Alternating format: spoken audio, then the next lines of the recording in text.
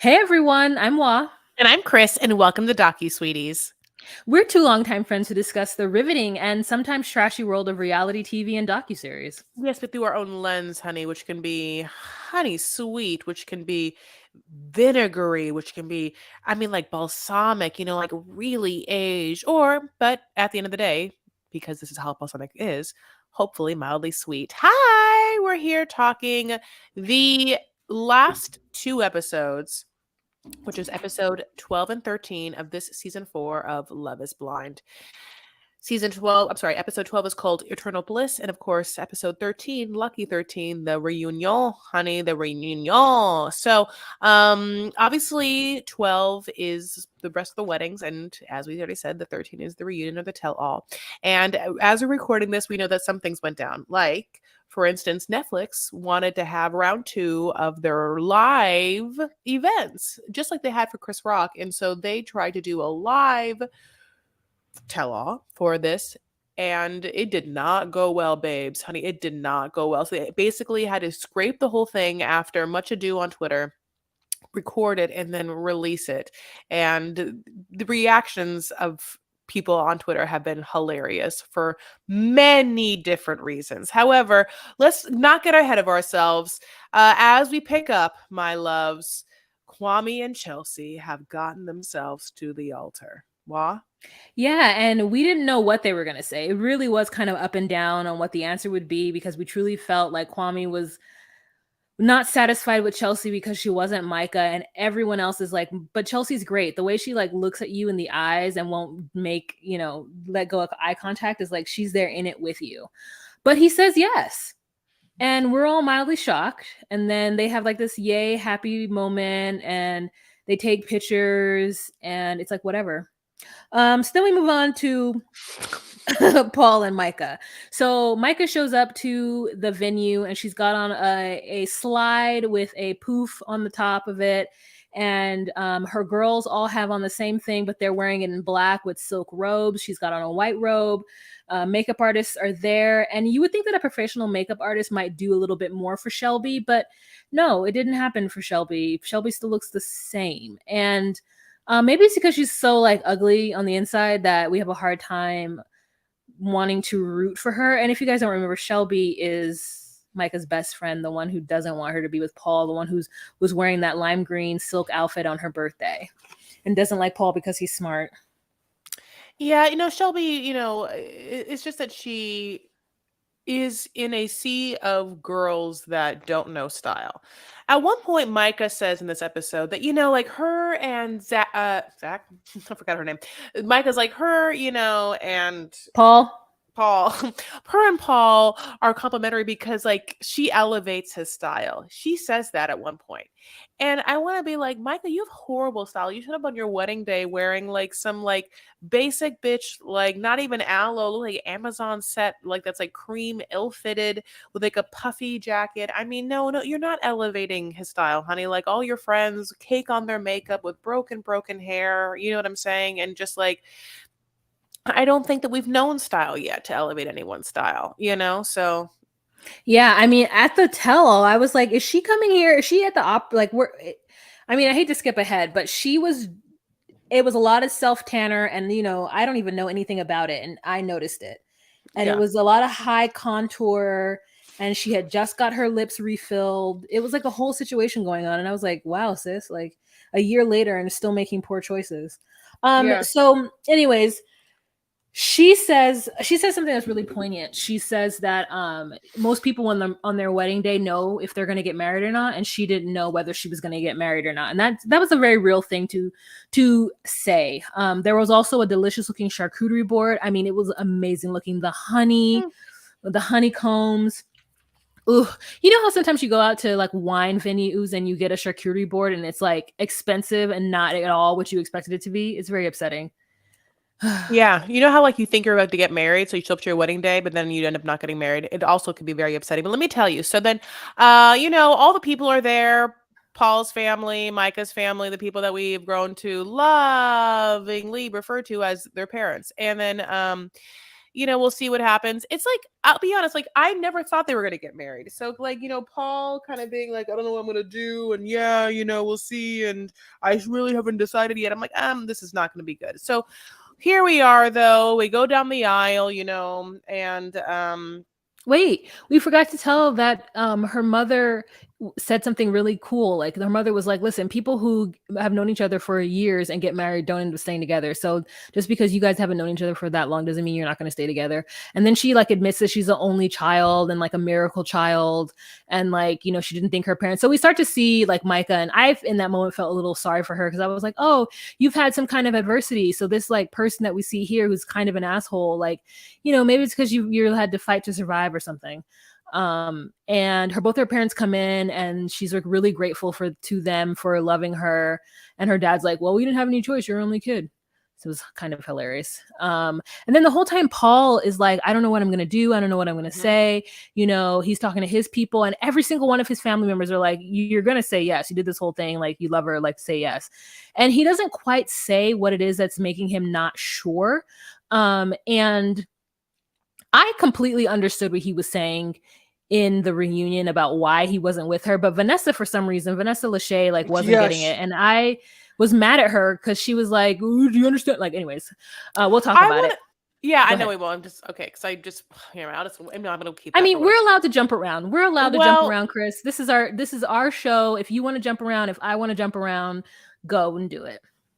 You know what just is so funny about that? It's just that it's so funny that like Paul was like, yeah, I just didn't really see it like Micah, like, like being really, motherly, kind of like that kind of feeling. And Vanessa Lachey like lost her goddamn mind. Meanwhile, Vanessa Lachey, nary 2 seconds ago, just saw a whole goddamn clip show where Micah and Irina are like tee-hee-heeing and hippity hopping all over these like little mean girl rabbits all over this fucking house. Like, yeah, she's not a mother yet. I'm sorry. No, I can see a world in which Micah isn't mature enough to be a mom or doesn't give off warm, like generous vibes, like she would put herself a second for children. No, I'm sorry, Micah, like look what we saw of you. What part of you and what part of your manipulation tactics have made me feel like you'd be a good mom? Like, I just truly, I'm not saying you can't get there, but what I'm trying to say is I definitely understood what he was saying. And but I love my favorite memes of the night are the memes that are like, who you thought was going to be the villain of this tell-all. Either Irina or whatever her the fucking blonde, broken-haired friend of Micah is, and then who is the actual villain of the tell-all? Vanessa Lachey, who is trying on every willpower of her morseled body to be either funny or cool or on the right side or even have a POV, but it's like every choice she makes in this moment reeks of someone who does not have discernment. Yeah, and when she kept talking about a Love is Blind baby, I was like, we're in the year 2023. Yes. We don't ask couples anymore when they're going to have babies. Are you trying? Yeah. To Tiffany, who's like, she was 36 when we started. So like, he's like, even if she, whatever, like, it's just a lot to have. Yeah, I know. It's a lot to put on people. You never know what people are going through, and to keep bothering people about babies, like, girl, like, chill the F out. Yeah, she was terrible. She was like, she's 75-year-old Lebanese aunt who's like, are you married yet? When are you going to have kids? Just like, you have a kid, bitch. You have a kid then. If you want a kid, get a kid. I don't have to tell you. You can adopt one, foster one, get a puppy. Oh, no, I hated her so much, like, and then they really, I mean, it's so interesting because then they gave Nick Lachey the ability to host another dating reality show on Netflix called The Perfect Match. And I am happy that people have successes. Like they are the producers of the show, which is great for them. But at the same time, there are really funny, talented, not famous people out there, honey, that could really use a job. Yeah, he's like, it's like, I get it why he was hosting things when he was like Nick Lachey of 98 Degrees. But like, really, after that, you're no Mario Lopez. You're not charismatic enough to do it. Vanessa runs all over you, and when you do say something, you stumble over every word. So like, I love it that so many people. There was a meme going around that was like, "Can we get somebody else to host Love is Blind? Can we get Hall and Oates? Can we get Ben and Jerry? Can we get You know who I Peanut would Butter love? and Jelly? Can we get, they were like naming all the crazy things like Tom and Jerry, like all the duos of like who you should get instead of Nick and Vanessa Lachey. I mean, like Nick Lachey is so boring. I would rather have Mark McGrath. Remember when Mark McGrath used to do independent reporting? I thought he was great. And then he was on Big Brother. So and he basically, can we talk about the fact that they finally get to the altar, and then Micah, purses her lips and is like, "The best thing I can do for us is to let you go first." You know what I'm saying? And then we have heard this sort of idea before, but basically, let's tell you this. Paul says no. Okay. Mm-hmm. Paul says, we're not ready for that yet. But Paul has been doing this thing, and he did the same thing with Amber, where Paul's will die on the hill. His Magna Carta will be, what's good for me is good for you. The choice I make for my own happiness is best for your happiness too. Because the idea is, if I'm not happy, then we won't be happy if I'm with you. So if I find my bliss, if I find my happiness, it can only be good for you, because then you can possibly find yours, which is not a dumb thing to think. He is very analytical or whatever. But like often when he breaks up with someone, he'll use that as his like last hurrah or last line to be like, to ease the blow, like, don't worry, whatever's actually good for me is best for you. And it's like the funniest fucked up thing that like a weird nerdy scientist that like has no idea of like to say to someone. Because like if someone's breaking up with me and the last thing to say to me is also like, oh Chris, don't worry about it, because like I'm actually choosing my happiness, and Yeah. that is the in the end going to be good for you, is just such a flippant fuck you thing to say. But What did you think? What did you think? Didn't you think I thought he looked cute. For the first time at the reunion, I was like, yeah. oh, you actually look cute. Yeah, no, I think that I think that he's an attractive guy. I'm not attracted to him, but this is a perfect example of, I think Paul is incredibly attractive. I'm not attracted to him. Yeah, I think that he's attractive. I'm not attracted to him either. And this was the first time I didn't see it the last time. But Lachey was like, oh, look at the heartbreak shirt, or Vanessa was like, look at his heartbreak shirt, or like whatever. And they talked about the love triangles, but I really kind of think that, Micah saying that you should have told me, if the one thing that was keeping us from being together or being married is for me to show more nurturing side of myself, you should have told me. And he's like, I didn't want to tell you that because I didn't want to have to force you into behaving in a way that's not natural to you. And I'm pretty sure that it is natural to you if you were with somebody who made you feel that way. And I thought that was fair on both sides, honestly, because I think if we lived in a world where there was slim pickings, that I think he would have needed to tell her. If they were older and he was tired of looking and he decided to settle on this person. But the truth is that he's like, I'm still young. I could find somebody who's naturally nurturing, who's a slightly better fit than me, than this person here. And I thought that was a fair call out. But she was like, I never knew that. I was blindsided, because I guess it's been a year, like a full year since that this finished recording. And they dated a little bit afterwards, and he never gave her that feedback. He never said, hey, I need you to be a little bit nurturing. And I understand that, because I think that if I were to get feedback from the men that I have dated, I think they would say something to me that would piss me off. I think they would say something like that to me. Like, oh, I didn't think that you were nurturing. And I would have been like, well, you're not a baby, so I would not have nurtured you.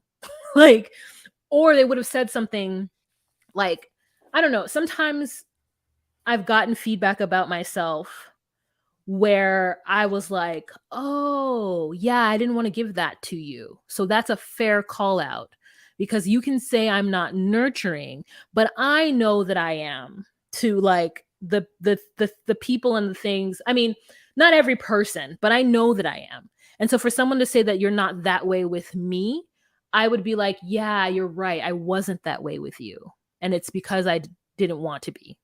Yeah.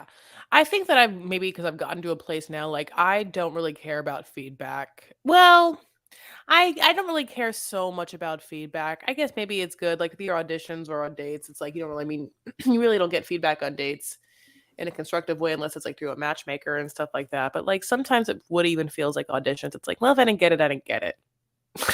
If I, like if he doesn't, if we're not calling each other or I mean, texting each other, trying to get in touch with each other, trying to see each other again, slash seeing each other again, slash talking well, slash, like slowly but meaningfully, authentically progressing and connecting. If that's not there, then that's not there. Like I don't know, you know, really what how to change it at this point. But I think that let's just finish these stupid couples and go on to this reunion. So basically, as we said, Paul is basically like, absolutely no, hell no. And she runs away and he runs after her and no one really does anything. And then he chases after her. She's like, don't chase after me. And he like does. And then he like hugs her, but it doesn't really look like that comforting. And then her friends come in. She's like, you should leave. And he does. And then like this raining, raining, and raining. And then we get to Tiffany and Brett, they get married, guys. They both say yes. Marshall shows to the wedding. I didn't watch it, so you can tell more about it. I didn't watch it. okay, basically the only thing that happens is that one point Tiffany's mom comes in and is like, "Hi, baby," and it was so sweet. And then he's like, a fit freak, and his pants are just huge day of. I don't know why or whatever. Like he's like, this should not be happening. And remember how like there was like that guy, like that like really well fitted suit guy who like felt like he was like knew everything about it, and like remember how he said, "We'll take care of you," because he loved like like the fact that Brett liked the way he looked. Brett's pants were huge. And so like, yeah, then this poor like lady has to like, buy the midnight oil, re-sew his pants, but he is happy about it. And they get down the aisle, honey. And I'll say that we really want this for Tiffany, and we get it for Tiffany. And then they talk about how now she's Mrs. Brown and they're gonna go bone, but later on they tell us they really just didn't bone, they just are jokesters. Well, yeah, and Vanessa Lachey made some weird joke about that they were going to show that footage, and then they didn't show the footage, and she was like, just kidding. And I was like, what happened in that moment? Honestly, her thought process was so disjointed and so frenetic and made me feel like she was like medicated. I'm like, did she like pop an Adderall and do this? And like, I mean, she just is so off. She also wasn't produced well. I will give her that as well. Like, there's one thing, all for her to have so many awkward points, which made me feel like she wasn't produced well. Maybe it was the thing that happened. Sorry, maybe the live event happening, the technical events, but like they have producers that what you're gonna say. Surprising. Yeah, I wish that she had some like Sean Robinson cards or something. It's like they didn't. She was just off the cuff, and she would say things, and she's like, "Yeah, we've been sitting here just quiet the whole time," and then it wasn't even that like funny of a joke. And I don't know, she needed somebody to help her with her lines and keep her on track. So we then go to Bliss and Paul, Carl, Zach. We go to Bliss and Zach, and I don't know, girl, I skipped over this too. Like it gets there, then they get to the aisle, and she says yes, and he says yes. Her parents are like, you don't have to do this, or her dad, you don't have to do this. You're the number one choice. And I'm gonna say right now, Chris, what? I think this is very good to tell your kids when they're younger and they're formulating who they are as people, to never settle and to always, look out for your best interest and all of that. But at some point, if you want a life partner, I think you do have to settle, unless you find that person where you feel like you're not settling. But for the most part, like all of my life, I think folks have always told me to not settle and to like wait for the right one and all that shit. And then like I am on 40 and have like never met the right one. And like I am resentful of the advice that I was given and took. Did you not settle or did you not commit? And what's the difference to you? I don't think I settled. There's only been like 2 or 3 men who have ever asked me or wanted to be in a relationship with me. All the rest of them have been unrequited, or like it never got very far. But those 2 men were so, I don't want to be with somebody that I could run right over. And they were very passive. They were not masculine in the way that I need. And like for me to have settled with them would have been a bad idea. But I think I guess I'm just talking about like life choices. I just made some very specific choices to not be promiscuous, not do certain things because I thought that like my due for purity was coming towards me. And like after having gone through that desert of purity, no, it wasn't. It just left 40 me. years, honey. She went through the desert, honey. Yeah. But now, she's parting the sea.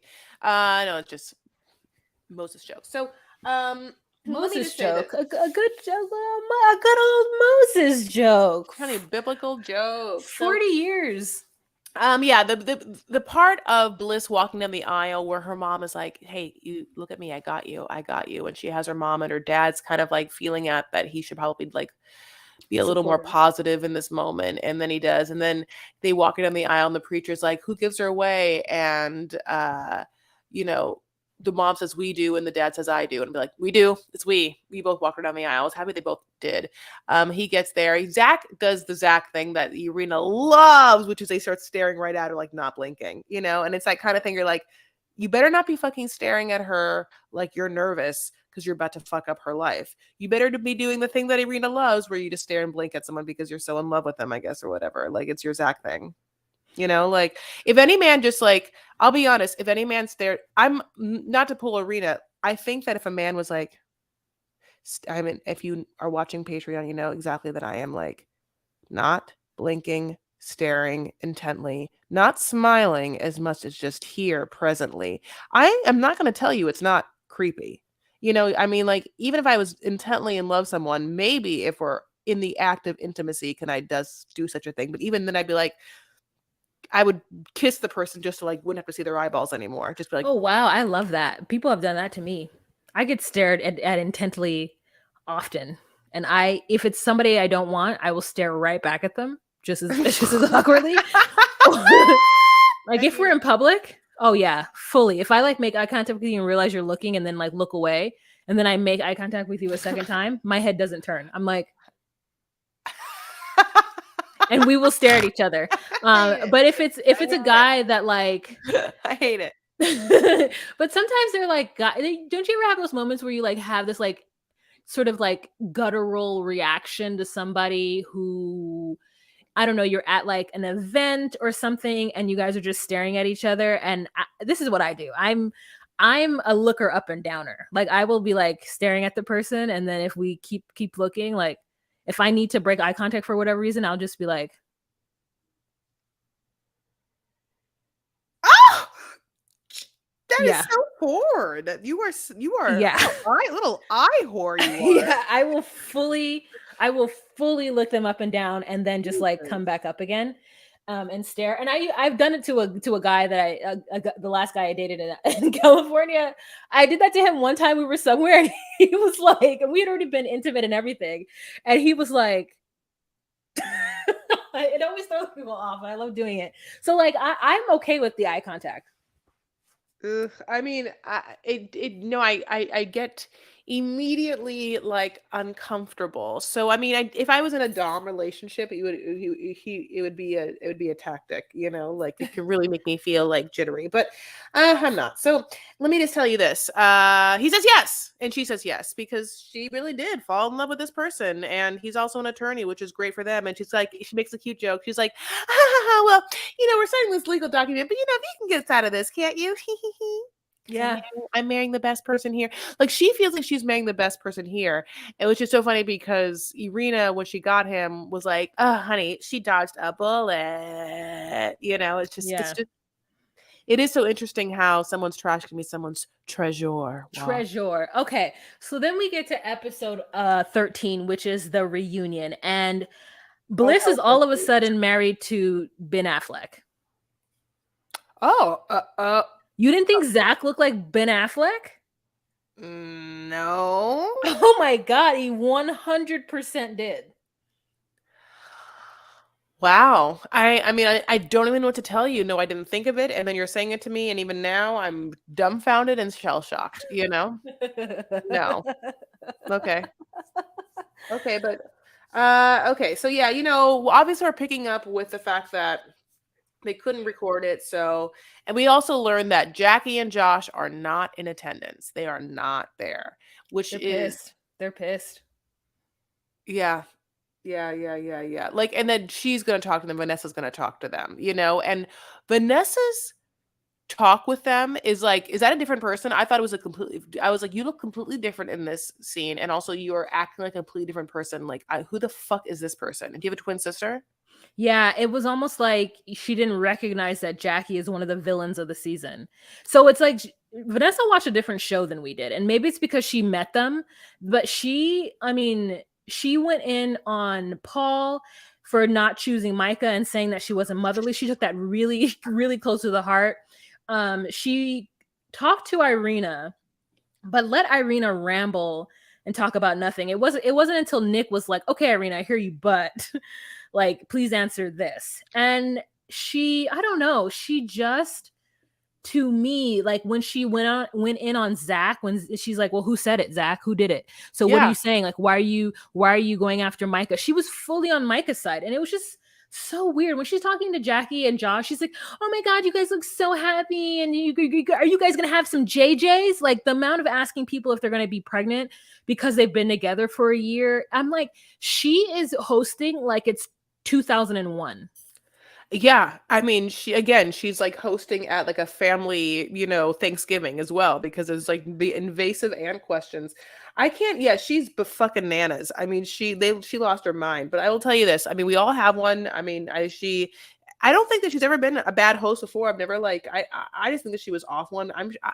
I think that probably she's she's the executive producer of the show and she's also hosting and it's also failing this tell-all is failing like on live TV, our version of live TV, like the head of Netflix is there and stuff like that. So I can only imagine it was an utter chaotic shit show and I can only imagine that she was like to the nth degree out of her mind anxious, and uh,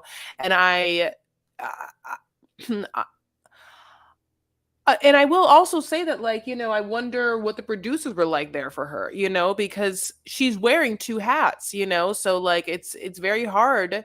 That is where it's very fucking hard if you are really trying to put out fires behind the scenes, then to have your energy be set in order to host a show like that. Like, if your energy is up here because of whatever, like, I can't imagine the brain misfires and like the what she's trying to like hold her attention to. I mean, I don't know. Anyway, so I don't think that he looked like that, but everyone looked good. I think that they go off and talk about how Tiff, fell asleep, which is the cute thing of the time. It's like there was not that many exciting moments of Tiff and Britt, so they really want this to be the thing that happened with them. What do you think of Tiffany's lipstick choices? Oh, I liked it. Oh, She I came thought in it with red. She hardly ever did red the whole season. So when she came in with red, I was happy. it was the black or brown liner that I didn't like. It didn't blend well enough and it gave me like the 80s where you just like Mm. lined your lip with a dark color and just put a light color in between and didn't try to blend it. It was like it was giving me like my Aunt Juanita in like 92, you know? Now, don't get me Yeah. wrong, my Aunt Juanita in 92 was fly, but it was very a 92 lip. It was like a very Freaknik lip. Um Yeah, one more thing about stupid Vanessa Lachey. Didn't it feel like she was kissing every part of Micah's butthole? Like, even to the point where, like, they showed Micah's, like, again, mega clip of her being a fucking bitch during the pods, and no one asked Micah to even comment on it. Like, she basically, even Micah said later, like, well, I just been sitting back here watching him go to the fire. Like, they really made Irina, like, call for that. But, like, no one ever was like, Micah, you're a fucking bitch. But then also, yeah, like, Vanessa, obviously, again, on Micah's side. And then Vanessa was kind of bitchy towards Chelsea.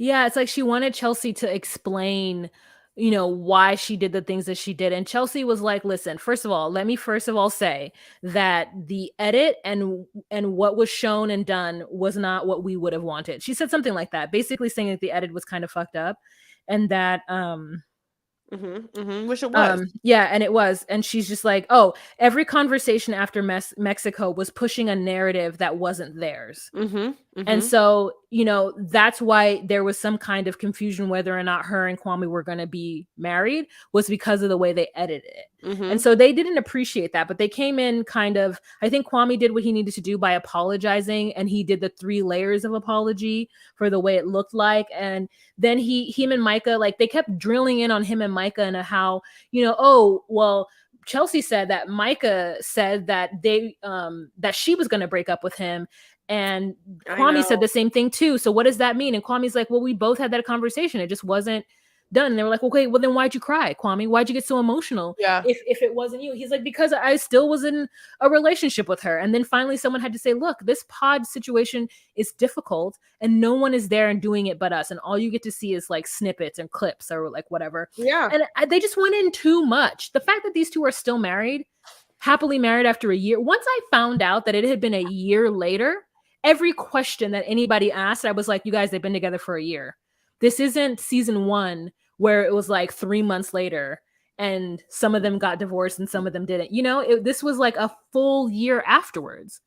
Chelsea had met Kwame's mom, which is amazing. Kwame had talked about the Alex thing. Like, I'll be honest, I may be very, very happy. I thought I think of everyone on this reunion, that no one looked better than Chelsea and Kwame. I mean, the Correct. way that they presented themselves, the way that they expressed themselves. I mean, they really felt like they had done a lot of pre-work of what to Yep. say.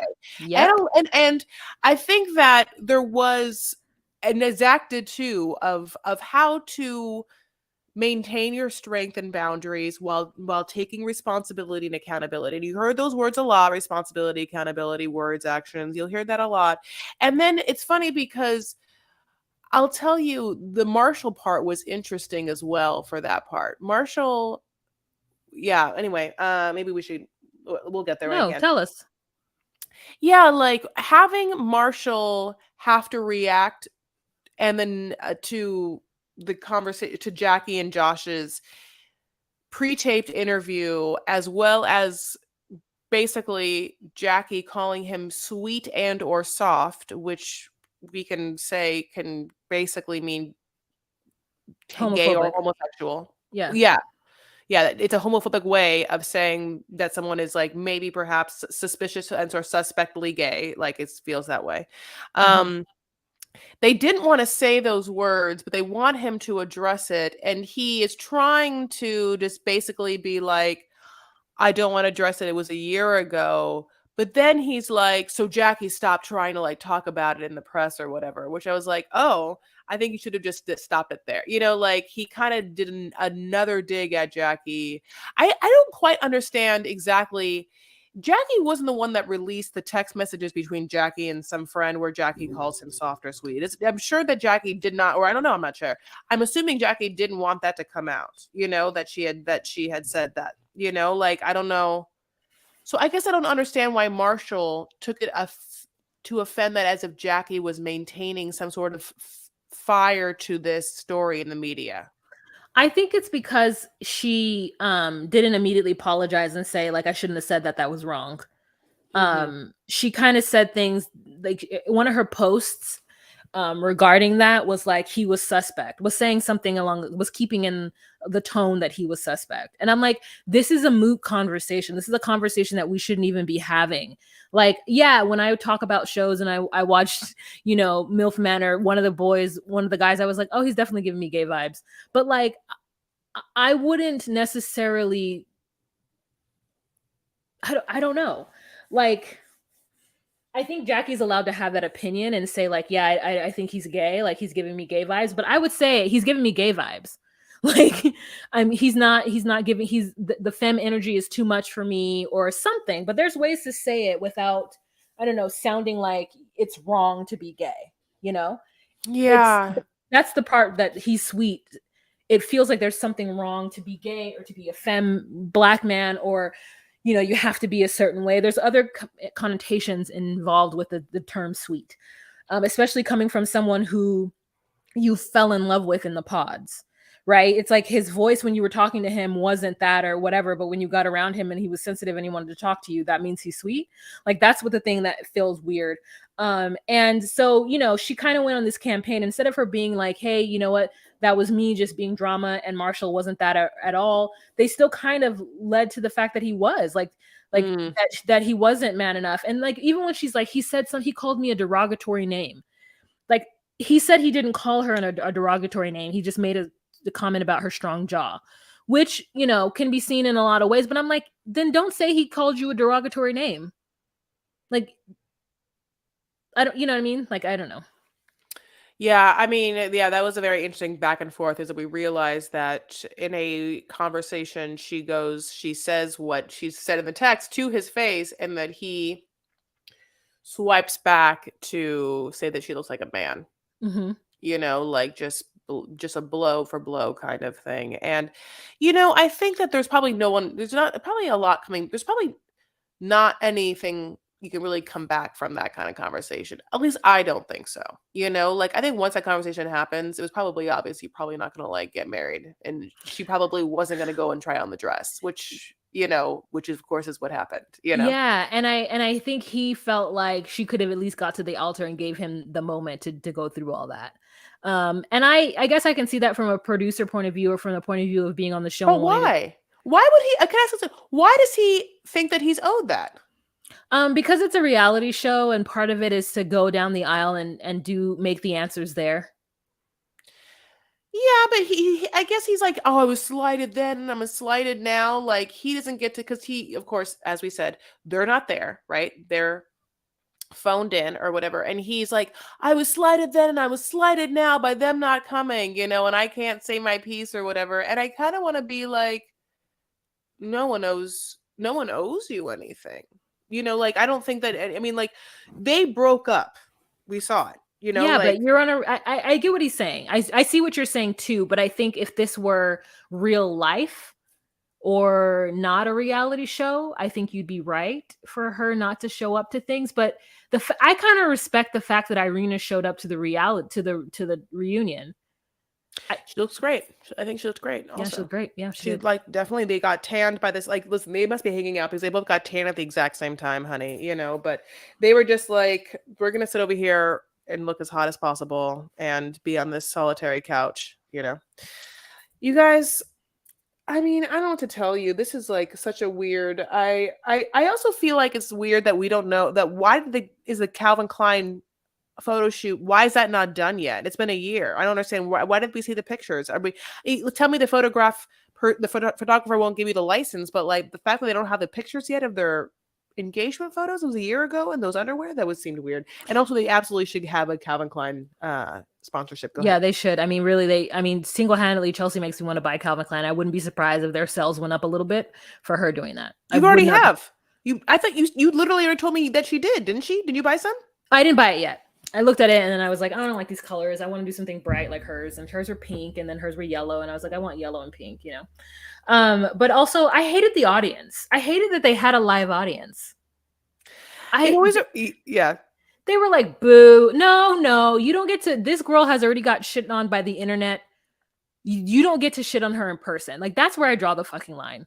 Like I don't know. People need to. It's one thing for us to talk shit about them on the internet, and I get it. Like that sucks as well. But in real life, I hope nobody's coming up to her like in Macy's or in the H&M being like, "Boo, you're Irina." Like, could you imagine what people are doing, like talking about her and whispering about her when she goes out in public? Yeah, no, I know, and I think Nick Lachey does give her the grace that she showed up, which I mean, at least someone in that family has some. If I were Um, Vanessa, I would have been like, "Hey guys, like we're not doing that." no, but Vanessa was just I lost her goddamn mind. Yeah, Irina is so funny because we have seen Irina apologize the entire time. We know an Irina apology. We've already seen it. Like she's been apologizing the entire time, like, oh, I'm just so sorry. It's just I get, we so, people don't understand me. I'm very mean. I just, submit them. I apologize because I'm mental and I'm tired. Like we've seen it all. Like her, like it's just a lot of self victimization and like deflecting, and then using words like I'll try, I'll be responsible, I'm gonna make it better, I'm gonna da, but it's like so much words where you're like, this is like a chat AI robot just like spouting at me, you know, like I'm like, I'm sorry, is there, but like, is Yeah. one thing landing? Like you really do, you really can see if when someone's conversing with you, when they understand the words that they're saying and whether they are connected to them at all. I mean, this person is a psychopath. I think that just like, well, She kept saying that she just went in there very selfish and she thought it was like her about her on the reality show,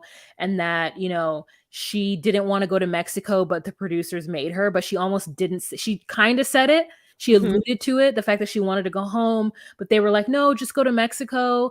And she mm-hmm. was like, okay, I'll just go to Mexico. And then she said when she came out and she saw him and she felt unsafe, and she's like, not that I thought that he would do something to me, but I knew then it wasn't the right choice for me.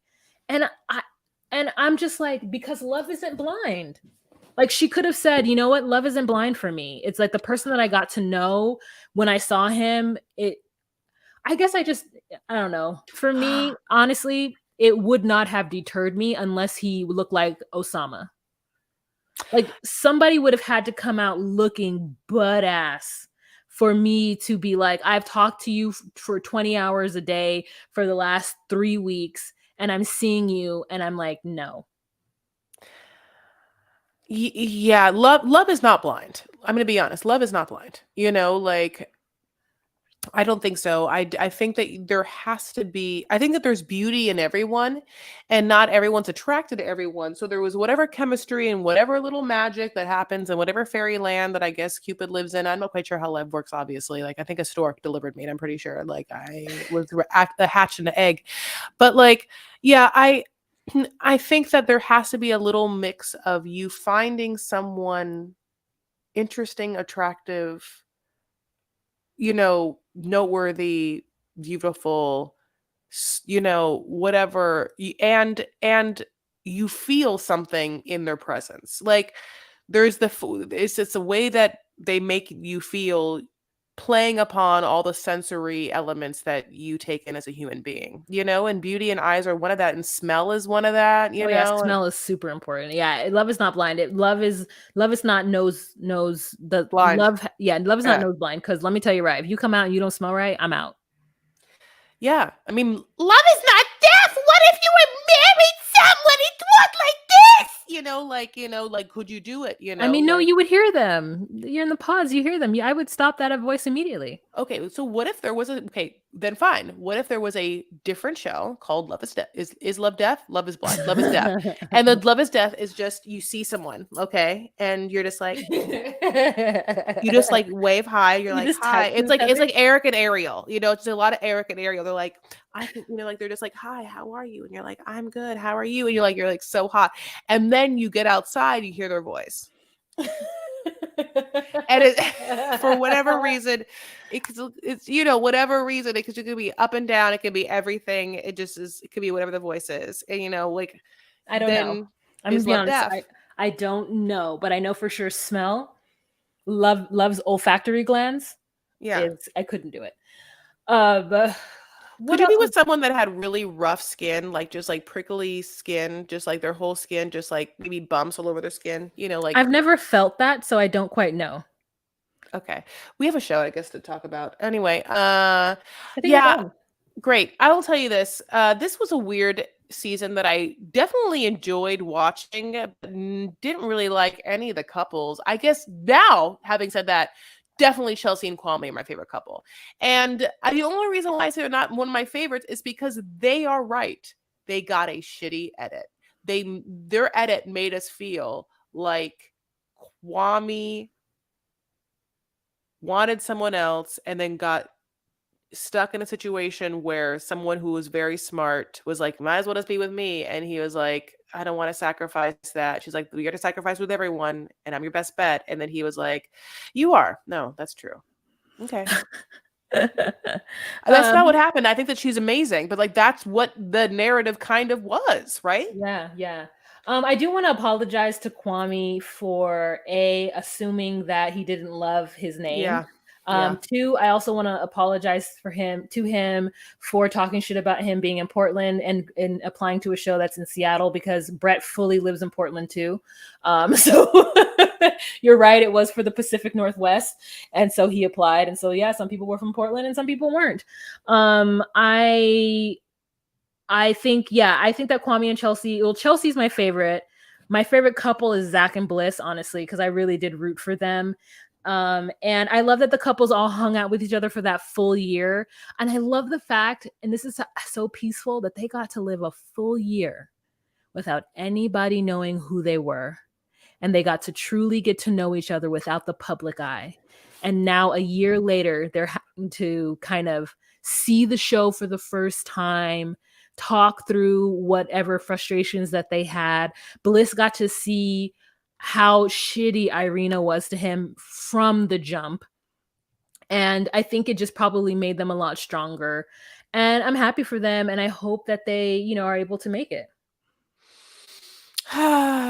Well, you guys, listen, more shows or people plug the hole that is their profound loneliness for one more night with someone else, and we'll see how long it lasts.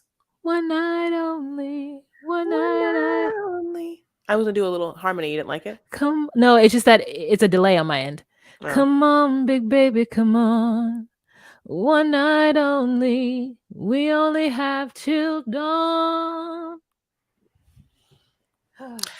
Okay, my loves, here we are. Thank you so much for listening. Now, if you haven't yet, give us 5 stars. You know you deserve it. You deserve it, is what I just said. You deserve to give us 5 stars. You deserve to go through your phone and push buttons. You deserve that. I don't know what you did wrong, but I'm going to give you work to do. However, no, thank you so much for doing it. It's just annoying but free. Here's other free, annoying things to do to help us along the road. Ease on down the road. Boom, boom, boom. Okay, sorry. I just want to give her a little something. She perked up. Okay, so on Instagram, you can look up at DocuSweeties, and we're also on TikTok at DocuSweeties, on Twitter at DocuSweeties1. However, the whole time we've been giving you not just the musical theater and all of the singings in the fields, we've been giving you face, honey, face, face, face. Absolutely no pictures, but face, face, face. If you want to, look at the faces. Wow, how? You can do that on patreon.com/DocuSweeties for $10 a month. We only have one tier, but it's great because you get the videos as soon as we drop them in the Patreon timeline. You also get a live every first Monday of the month where you get to have a little shoot the shit with Chris and I, and we show you our favorite things like Oprah. We also do like extra stuff like DocuSweeties with docuseries that just get put up, and nobody else gets to see it for a while. Or I watched season 1 of 90 Day Fiance, and I promised that I would talk about it at some point in my life, and I will. So little cute things like that. So, or if you just want to support us, if you're like, hey, these gals are great and I want to support them until the podcast takes off and they're making millions of dollars an episode, you should do that. It's only 2 like cups of Starbucks coffee a month, right? You got it. You can do it. All right, guys, thank you so much for joining us, and we'll talk to you later. Bye.